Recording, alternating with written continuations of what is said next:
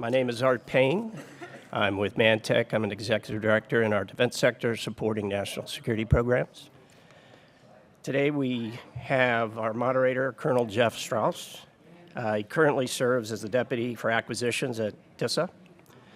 He's also served as the Distinguished Military Graduate from Texas A&M, or achieved his training. He has 2 master's degrees, and he's also served 2 tours in Iraq. The session today is accelerating the cyber and IT acquisition process to quickly deliver best value points to the points of need, excuse me. Please welcome Colonel Jeff Strauss. Well, there are more people. Is this not working? Is it working? Really? I can't hear it. Probably back to those 2 tours in Iraq thing. Hey, well, thanks for being here this morning. I realize it's 8:15 in the morning, and we're stuck back here in the back corner of the venue. But we appreciate folks coming out to learn about what DISA is trying to do to adapt and be agile and get equipment to our warfighters at the time of need. My name is Jeff Strauss, and I currently serve as acquisition deputy in DISA in part of what we call the component acquisition executive. And in that role, I get a unique opportunity to work with all of our PMs and project managers and all of our program executive offices who, if you are trying to plan your day, will be on one of these stages at 1600 today. That's 4 o'clock for normal people. So I get the opportunity to work with all our programs and projects, and really we'll talk today about acquisition and procurement. Those are 2 distinct activities, and how we're trying to do both of those a little bit faster. So I'm joined today by Ms. Carlin Capanos to my right. She serves as Director of the Office of Small Business Programs for DISA. She's responsible for ensuring that small businesses are provided with maximum opportunities to participate at both the prime and subcontract levels. In fiscal year 2023, DISA awarded $1.86 billion in prime contracts to small businesses, representing nearly 30% of DISA's dollars obligated. So we keep her very busy, and she advocates very hard for our small business partners. Next, I'm joined by Samantha Sam Kelly, who is the Civilian Deputy Director for DISA's Procurement Services Directorate, also known as PSD. PSD is a group of highly skilled, mission-focused leaders who support our warfighters in information technology, programs, and procurement. In this position, Sam has responsibility for all aspects of acquisition, including leadership and advisory services in support of various DISA and Department of Defense mission partners. So I thank you both very much for joining me today. What we'll do is I'm going to ask Carlin and Sam a series of questions. I might throw in a few thoughts, but we'll kind of go around the panel here. We'll do that for about 30 minutes. We'll stay here as long as y'all have questions or until they throw us out. So sound like a plan? Okay, so question number 1, and Carlin, I'll start with you. I think the industry partners that are here with us today will agree that efforts aimed at accelerating our capability must first begin with strong, transparent communication between the government and our industry partners. Could you share some efforts that DISA is undertaking to foster that strong, transparent communication? Yeah. So when we get feedback from small businesses, the feedback that we get is generally the same thing that a large business would want or need from us. And so what our office advocates for internally is that we share information faster and more fully. We've asked our contracting folks that when they put sources sought notices out, put the draft PWS with it, because that gives you guys an opportunity to see what we're really asking for, but also to come back to us to say, hey, you got it all wrong. Because it's better that we know we got it all wrong at the beginning part than after the solicitation has been out, and then we have to go, oh, wait a minute, all these questions are coming in, and clearly we've identified that we've got it wrong, and then we have to stop the solicitation, redo the PWS, and then put it back out and let industry start all over on providing a proposal. So we've really strongly advocated for putting that out earlier, and I hope you've seen we are getting better at putting those out, or even put an RFI out, which is different than a sources sought notice, to say, hey, this is our PWS, is it gonna work? Give us feedback, or do you have a better solution, or are we not currently up to date on what industry is doing? So you might see more RFIs than we did in the past. But in the instant procurement arena, the other thing that we did, and we've been doing it about a year and a half now, and we've had a lot of positive feedback, is that when we make a decision for an instant acquisition, we're now putting that out there. In the past, we had a forecast, and then everybody had to kind of chase and ask to figure out what decisions that we made, and we found out we weren't very good at announcing to industry, we've made a decision. It's going to be a small business set aside on GSA Mass, and it's going to come out. So our office, once a month, takes all the decisions that have been made once everybody's concurred on it and it's publicly available. We put that on an Excel spreadsheet, and then if you're on our distro list, we are sending it out to you directly. Full disclosure, we were putting it on our website, and we're having an issue that we're trying to fix on the website. Once that's all back up, we'll be posting it there alongside the forecast that's out there.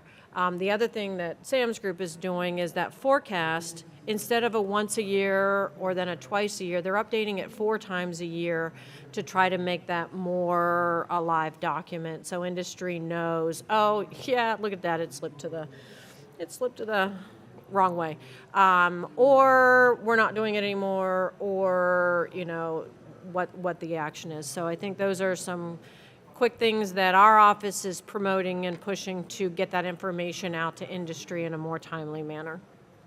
Yep, and just to echo what Carlin had mentioned, we do work really, really closely with our Office of Small Business Programs and also with our mission partners. So right now with our forecast, it's actually out right now, so our teams are working on updating that. We do, as Carlin mentioned, we do update that every quarter because we do recognize and appreciate that transparent, frequent, often communication is really it's just so critical and vital. This is what really allows our partners and ourselves really to posture to not only offer and then procure solutions that meet kind of our needs and align with our problem set, but it allows you to really have an opportunity to work earlier through early engagements so that if we're missing elements or if we have blind spots in our problem sets, that you have that opportunity to bring those to our attention, because it's already too late. Once we release the solicitation, we're already too late into the process. And so I think we all across the board just recognize that just that early engagement is so critical. And so we have really focused on ensuring that, on a regular reoccurring basis, we are looking at all of our upcoming requirements and then posturing to provide those updates, because it's important to you all, but it's important for us as well. So just strengthening those relationships and just really dedicating and just trying to provide, the fullest commitment to provide whatever information we can as early as possible, and just establishing those engagements, we just understand is really, really critical, and we're posturing ourselves to do that a little bit better. One of the challenges I would say we often face is that, because we're in a field where it's highly regulated and we're working with technologies that change all the time, and they change so frequently that, we're kind of working from a really small lens. So our problem set that we establish in that point of time, it's through that single small lens, not as wide view.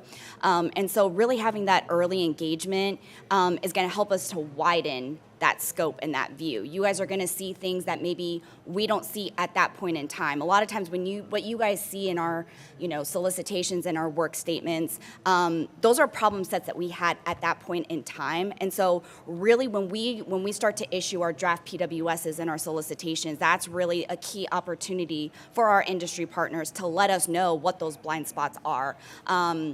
We've received a lot of really good feedback in terms of, our commitment to issue those draft work statements and those draft solicitations. It's something that we're committed to do, kind of a more standardized process. We definitely do it for our SETI requirements, our Encore requirements, but we're looking to expand that and do that, as frequently and as much as we possibly can. And so we really do just ask that our industry partners also take that opportunity to let us know what your blind spots are. Help us to ensure that we're considering everything we need to consider when we're trying to solve a problem, so that your capabilities and what we procure and implement match and align. So. Well, thank you both for those responses. I might hum a few bars from a slightly different perspective. So I'm a PM, so I'm approaching this from a PM perspective, right? What I know about contracting is enough to call folks like this to help me, right? Mm-hmm. But what I do know is, their work starts when people like me come up with a draft PWS. And like all good government employees, I start with an old one. I copy, paste, Control F, right, and change the name of that program to my program, and that's where I start from, right?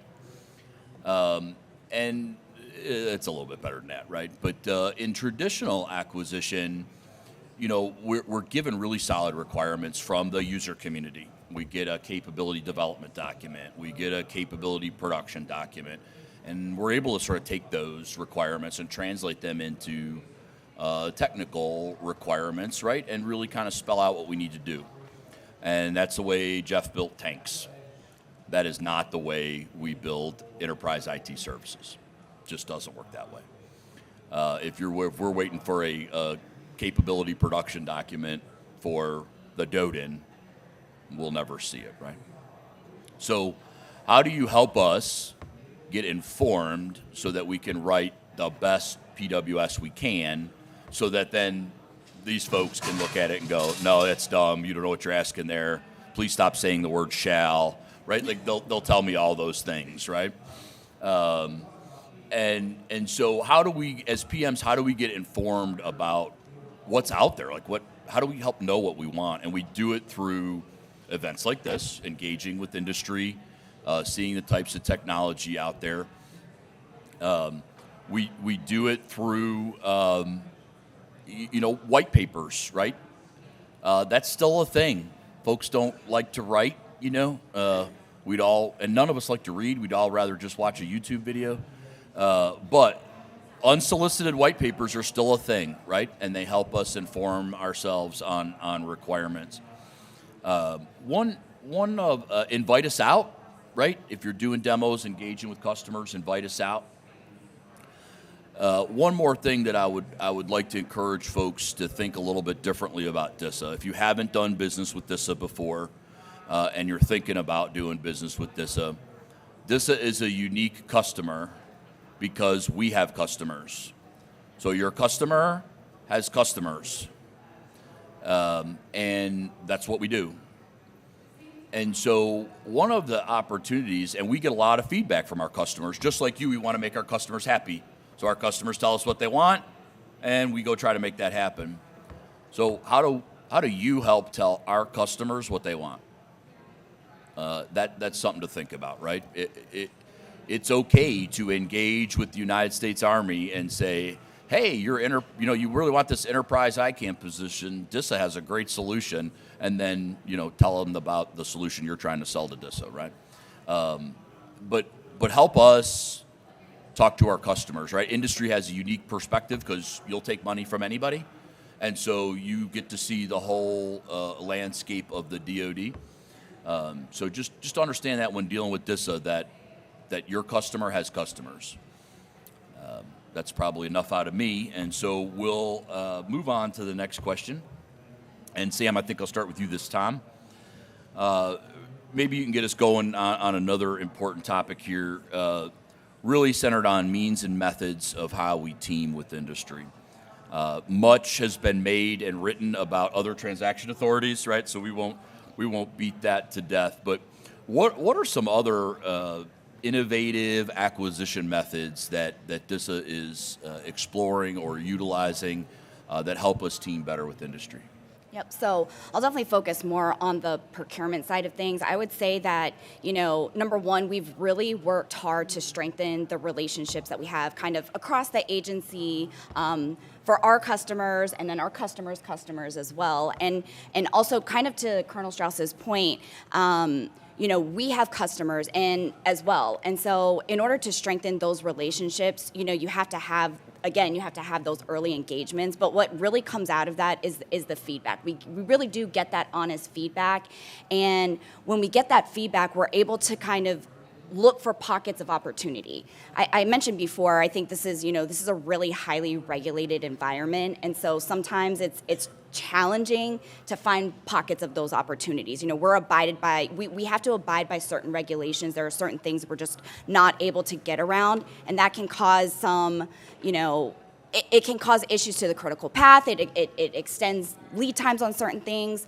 And so we've really focused on strengthening those working relationships, again, not only with our mission partners and not only across the agency, but with our industry partners as well. And so that's why earlier I kind of brought up, our draft solicitations and our draft PWS as well, because we have strengthened our relationships with our industry partners. We have gotten very positive feedback with that as well, that it is working in terms of we are able to push out information a little bit earlier, really provide another forum and another avenue for people to kind of, again, highlight some blind spots, highlight some things that we need to further consider.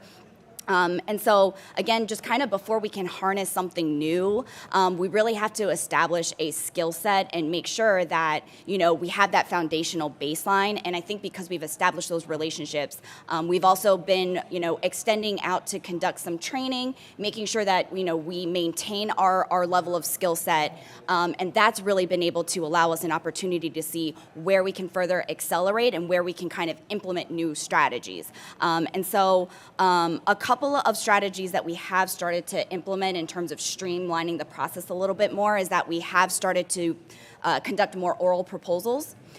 So it's interesting because oral proposals have been around for a long time. It's not something that's necessarily new, but in this environment, we have to work with our mission partners to kind of assess what their risk acceptance is going to be, and because we have complex requirements, different varying requirements across the board, we can't take a one-size-fit-all approach, and so we've done some adaptations and really worked with our mission partners to say, okay, is this an avenue or is this a procurement that we can pursue something that is a little bit more innovative or a little bit more streamlined. And so oral proposals has been one of those areas. And interestingly, we've all kind of talked about AI, generative AI, the use of AI. Have people been utilizing that to, develop proposals? And for us, it would be really hard to determine which one, to have those key differentiators. That becomes a lot harder in this type of environment. And so oral proposals is actually a really good way to really focus on those key differentiators.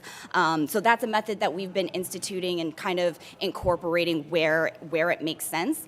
Another area, and this is really more on the source selection side, just because again we're in a really regulated environment, so the pockets of opportunity to accelerate is a little bit slimmer. But, source selection is a really complex area, and we really do want to focus on not necessarily the administrative side of proposals, but really, again, those key differentiators. And so we've kind of walked away a little bit from the traditional 5-color adjectival ratings and really moved into confidence ratings. It's a 3-tiered confidence rating: low, medium, high. And it really just allows for more flexibility in terms of really evaluating a unique approach that an industry partner proposes to us. And then finally, we've also implemented and kind of standardized a process of a best suited then negotiate approach, where after the initial evaluations take place, we're able to identify and then justify a best suited proposal and then conduct negotiations subsequent to that. And that's actually streamlined our process significantly. And really the point of me kind of highlighting these things is that we've established a baseline skill set for our workforce. We have a highly level set, skill set for our workforce. And then we do have really strong working relationships with our industry partners. We've gotten really good feedback. And so we've been able to kind of implement and standardize some of these pockets of opportunity to streamline our acquisitions. All right, thank you. Okay. You're next. All right.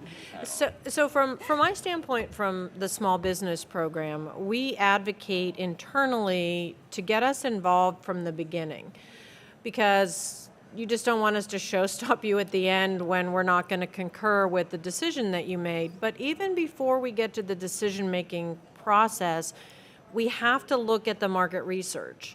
And so our office reviews all the sources sought notices that come in, and we find ourselves talking and teaching the customer, some of our contracting folks, to focus in on not the totality of everything that coulda, woulda, shoulda, might happen, but what do you need to happen and what's important.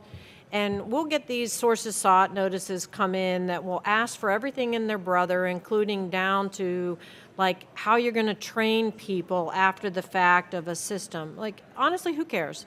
If you are a company that can't train a system that you've just put in, then go hire somebody else to do it. We don't need that. But getting them to focus on what is important, which then also translates into how we're going to pick the winners. And to get them, instead of trying to get everything and every process from A to B, the old way, the old statements of work, where the government figured we knew everything and we told you how to do it, how many people. Step 1 is come in the morning. Step 2 is turn your computer on. Step 3 is go get coffee and talk for 15 minutes, and all that. And we're not in that business anymore. But what's the most important, or what are the 2 most important things to do, and focus your information gathering and market research on it, and focus your selection process on it. And we need to convey to you what those important things are. And I'm not even don't even get started on LPTA, but I've had the conversation with Mr. Packard numerous times about why we do LPTA so much. Because as a former contracting officer, I would never use that approach because I think it's terrible. But when he comes back and says, we don't have enough money for everything that we need, we have to tell them that money is the most important thing. And when you're doing LPTA, we're telling you one of 2 things. 1, we don't have enough money. Or 2, there's nothing special about what we're doing that we're willing to pay more for, and there's nothing that differentiates it. But I would advocate everything that we do, there should be something that differentiates it. So we need to tell you what that is. If the most important thing is speed and get it done now, we need to tell you that. If the most important thing is the most thorough solution that has 0 risk to the warfighter, we also need to tell you that. And so that's where our office is trying to coach and teach and convey those things that most of my team, who are former contracting officers, can help the young people that either don't know that or haven't experienced it, or quite frankly, the old people are in that old mindset of, we can't do anything differently because this kind of sort of has worked all the time. And so to kind of beat that out of our people and have you continue to beat it into us too. So that's how we're trying to get moving faster and better. All right. Well, thank you for that. I'm gonna consider myself in the middle between the young people and the old people. I'm self-identifying as that demographic. Hey, but I'll tell you a couple things. If one, I want to do a shameless sort of plug here for our procurement team, right, which includes the Office of Small Business and PSD, the Procurement Services Directorate, in case you forgot what that acronym stood for. Fabulous website. If you are an industry partner or a small business and you're interested in doing business with this, you can navigate to it relatively easy. Few clicks deep on DISA's homepage. You can watch the entire forecast to industry, like all 900 hours of it, on YouTube. You can see all the briefs, right? All of our solicitation. I mean, we are as transparent of any organization I've ever served in. So please, if you're thinking about doing business with DISA, start there. I will tell you, DISA has, because of the size and scope of doing the enterprise, sometimes we have some really big contracts, so it can be intimidating for companies who have like only part of the solution, right? Because we'll put out these massive, I have this massive PWS, right? I want to deliver an entire new command and control system. Maybe that's not you, but maybe you've got a really cool widget that does logistics, right? Part of the greatness of events like this is industry to industry teaming. And so they're also transparent in who has existing big dollar contracts at DISA, right? And so don't give up on DISA because of doing business at DISA because it's these huge contracts and I can't bite all that up. Carlin could talk about it, but each of our contracts has small business Goals. riders inside of it, right, where they have to include small businesses. The last thing I'll say about innovative methods of teaming and accelerating capability is you got to perform when you win, right? I've never had to have a real job. But I can imagine if I did, right, that the job of industry is sort of like being a politician, right? Once you win election, then your job is to get reelected, right? So once you win work at DISA, right, you got to perform because you want more work, right? And so the importance of once you win, right, once we get past this PWS and teaming phase, really emphasizing contract kickoffs, regular program reviews with your government partner, right? Really that open and transparent communication. Because we wrote a PWS, you read a PWS, you wrote a bid, we read it, but when we sit down at contract kickoff, we really get to understand what each other meant, right? In some cases, so really make sure you do that early. Demand that of your government customer. And we're pushing for the government to demand that of you.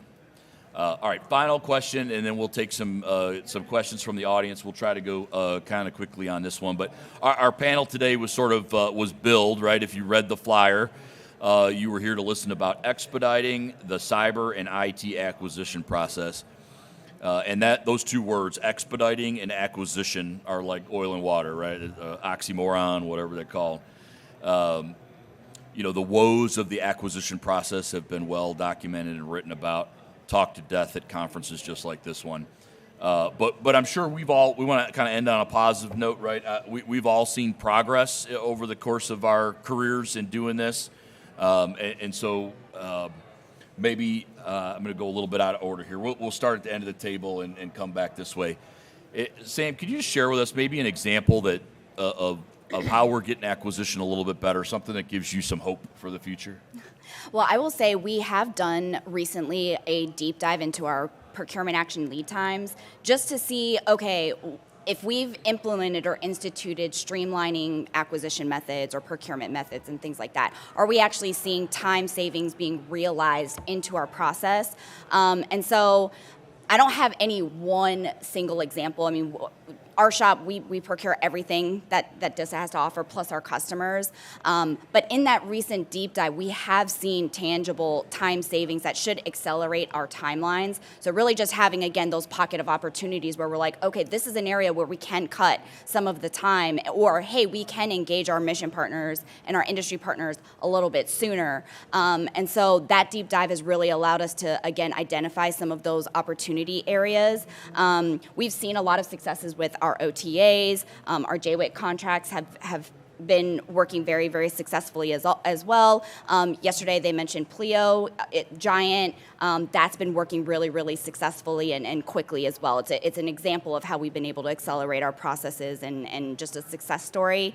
So really, I think the focus, or to just kind of sum it up on our end from the procurement side is, we're just working to facilitate just a value add approach to being able to support our warfighters and being able to deliver those capabilities that really gather that information and being able to transport it or deliver it to ensure that they get it, globally, securely, and accurately. And that's just a focus area that we've really been focusing on. And I think it's been a success story in terms of being able to kind of shave off time where it is possible. And then again, just to kind of re-emphasize, having and strengthening those working relationships have been what have contributed to some of those successes. Okay, before I answer the question, I need to poll my audience. How many of you are with small businesses? How many of you are with large businesses?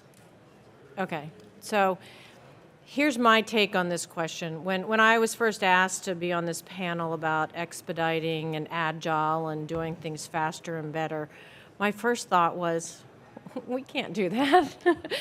Because we just don't often know what we want until after we figure out what we don't want. And so for me, I'm like, well, from my standpoint, until our PMs understand what they need and how much money they have, we can't do anything fast because we're always contemplating that. And I'm like, but that's not I can't fix that. And so then I'm like, well, from my vantage point of former KO and now small business advocate, what do I see? And I have a wonderful point of view in DISA because I get invited to all the meetings that I get to sit in and hear what's going on.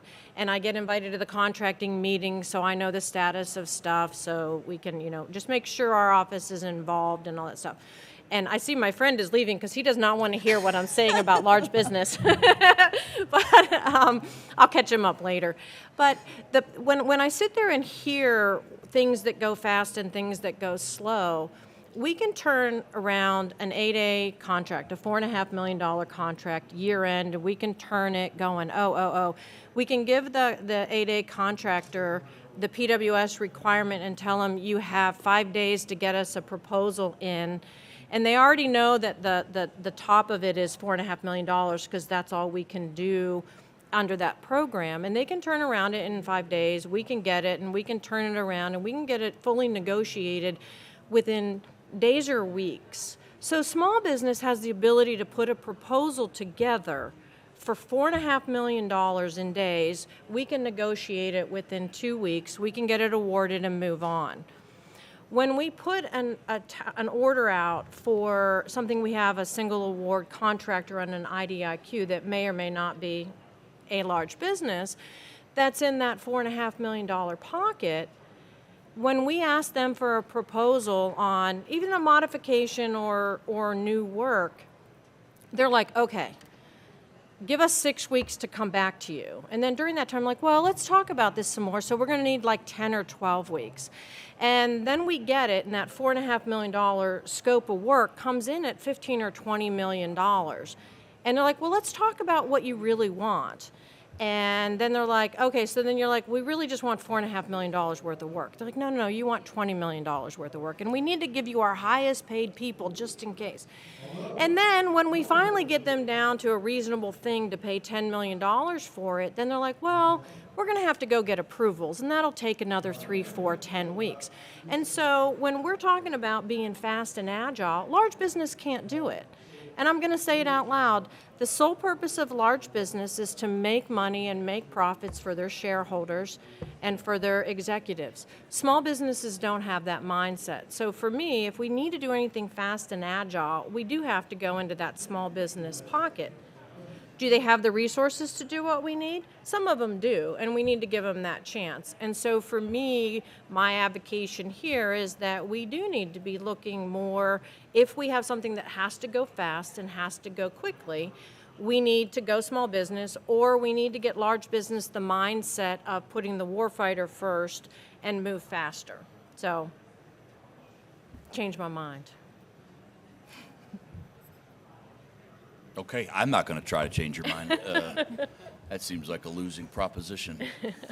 Hey, I'll give you some encouragement from sort of the requirement side, and it's a direct result of experimentation and reaching out to industry, getting a bunch of industry involved, and something that gives me hope about accelerating the acquisition process across the department. So DISA has been involved in shaping the requirements for something called the Joint Fires Network, and I won't get into telling you what that's all about, right?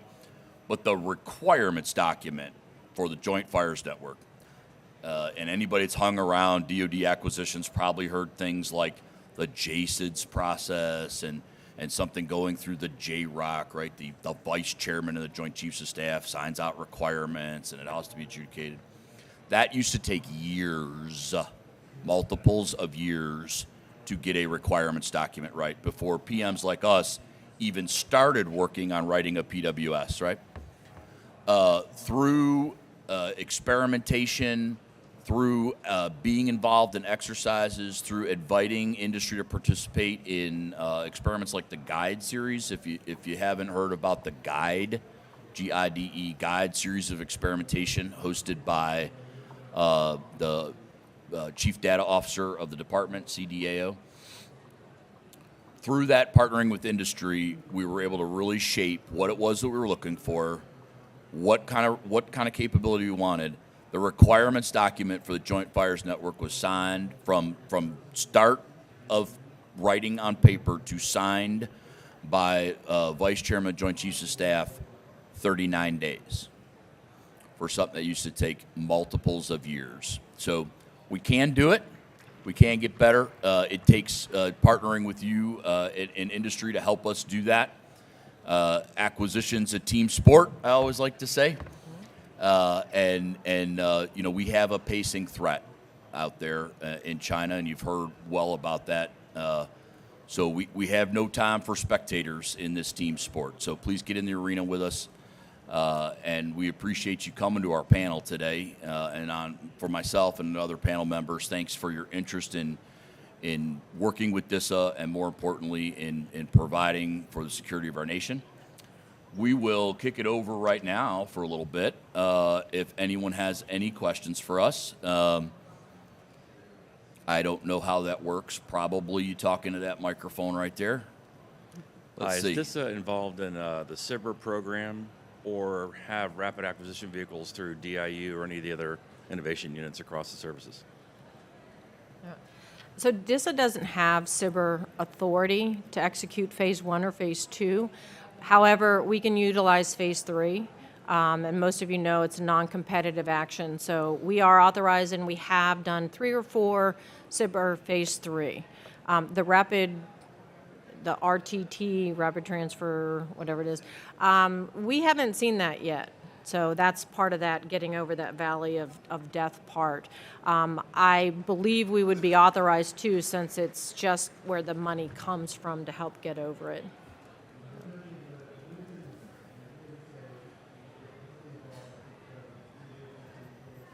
Sam, you got anything on that one, or no? Oh, no, I'm good. No, okay. So what's the best way small businesses can reach out? I know, Colonel, you had said to invite to industry, to be a part of, getting the technology vetted through. I think that's kind of where we're stumbling as a company of how do we get to you all to be able to talk about what we do as a segment of of most larger contracts. Yeah. So the first step, if you're a small business that's new to DISA, come to our table over there. We're in the front of the DISA pavilion. We have a business card we'll give you. Our email is disasmallbusiness@mail.mil. Send us an email, ask for the welcome letter. We're going to send you our standard welcome letter that tells you about DISA 101 Small Business Orientation that we have every month virtually for a couple hours, that gives you the laydown of who we are, what we do, what we buy, how we buy it, how to get information, and then the next steps. The email will also tell you about our technical exchange meetings, where if you already have a viable product that you think that we could utilize, how to sign up to demonstrate it, not just to DISA personnel, but NSA and Cybercom, and as well as your industry partners. We'll talk to you about, we'll send you our forecast. We'll invite you to sign up for our distro list and any other information. But that's like the front door to small business, and then you can just come to us directly and ask what your questions are. We get a lot of, hey, do you know the status of this? And if we have the status and the information is publicly available, we'll give it to you. We'll help with questions. Once you have a contract, if you have issues or problems, we get us involved quickly to help you get paid, have those sit-down meetings that you talked about earlier to make sure that what we think you're going to do and what you think you proposed, because the people that wrote the PWS and the people that wrote the proposal are not the people that are going to be executing the work, so you have to have that conversation. So DISA Small Business at mail.mil is a good starting point. That and definitely networking opportunities are really important as well. So we do host our annual forecast to industry. It's very similar to having, like this, where you can have networking opportunities with program offices, learn more about their upcoming forecasts and upcoming acquisitions. So that's going to be held in October. Well, this is something I feel pretty passionate about, so I might share a little bit and sort of take this as a inside perspective, right? I was a PM, did all my PM stuff kind of up at Aberdeen, but I got a lot of business development folks who came and talked to me, right? A lot of industry partners, and here's what I came up with. There's good BD and bad BD, so I'll tell you what my perspective was, right?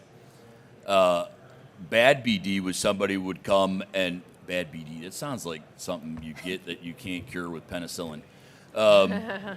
All right, I got to throw. So I'm sort of semi-famous for my dad jokes. So if you came to like any of my other talks, so I got to throw one out there, right?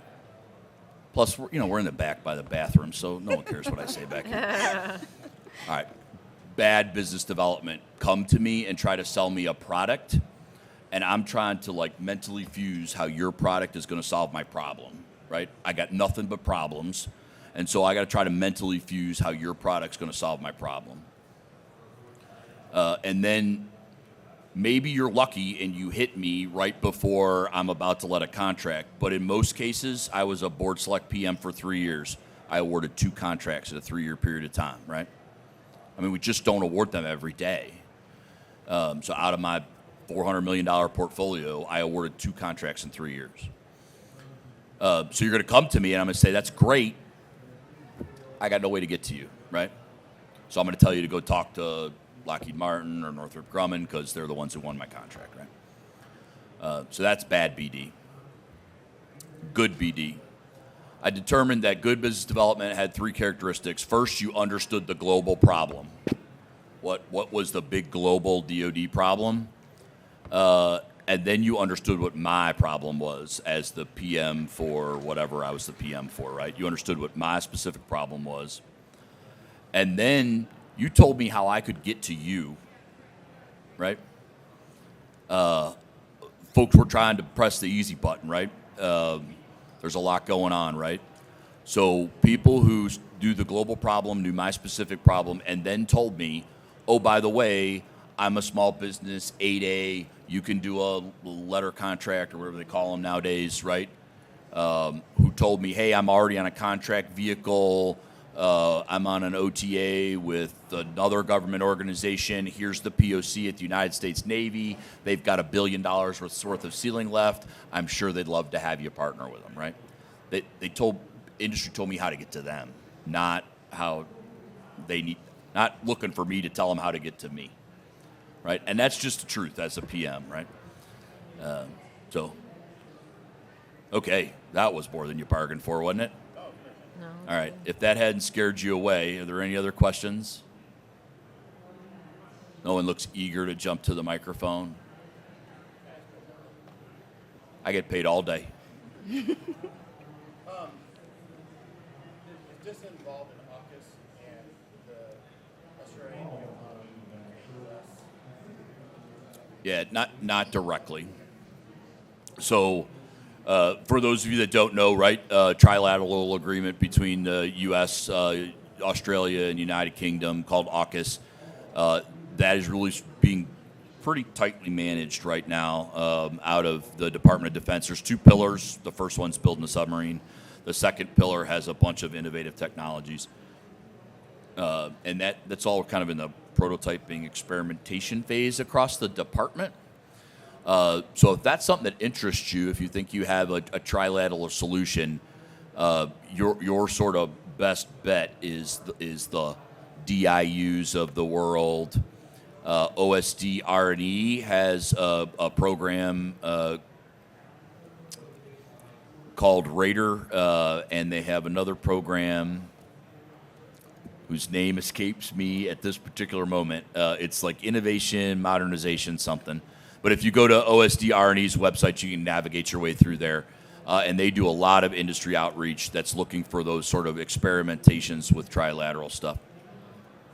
I will tell you that DISA is 100% wholly focused on our pacing threat in the Pacific, and is investing quite a bit into putting infrastructure in place in the Indo-Pacific area of responsibility, so that we can be ready to deter for that fight. So if you have some specific technology that folks are using in the Pacific, it's working out great for them, we'd certainly be interested in talking about it.